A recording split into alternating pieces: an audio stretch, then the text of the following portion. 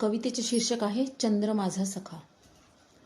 मंडळी, तशी मी खूप फिटनेस फ्रीक वगैरे नाही, पण कधी तर लहर आली की सकाळी फिरायला जाते. तर त्या दिवशी माझ्या मुलाला उशीर होत होता, म्हणून मी माझी स्कूटी काढली आणि त्याला शाळेत सोडवायला गेले.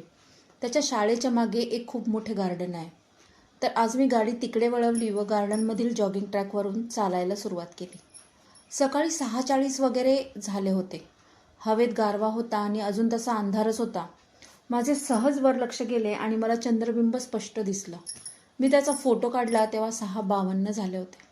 नंतर 1-2 राऊंड झाल्यावर चांगलेच उजाडले आणि तरीही चंद्रमासे लख्ख दिसत होते. मी त्याचाही फोटो काढला तेव्हा 6:58 झाले होते. अजून 2 राऊंड पूर्ण करून मी तिथल्या एका बेंचवर बसले आणि या फोटोवर आधारित एक चारोळी लिहिली. पहाटेच्या वेळी चंद्र दिसणं किंवा अगदी दिवसाढवळ्या चंद्र किंवा चंद्रकोर दिसणं ही भौगोलिकदृष्ट्या अगदी सामान्य घटना आहे.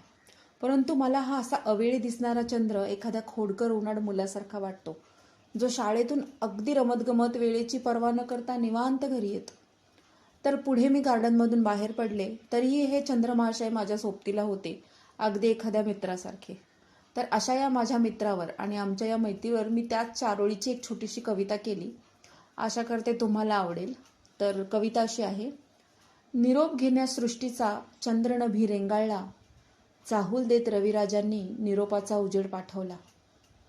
तरीही चंद्र माझा सखा होता माझ्या सोबतीला, रेंगाळला तो पाठीमागे अन भरकटला माझ्यासारखा.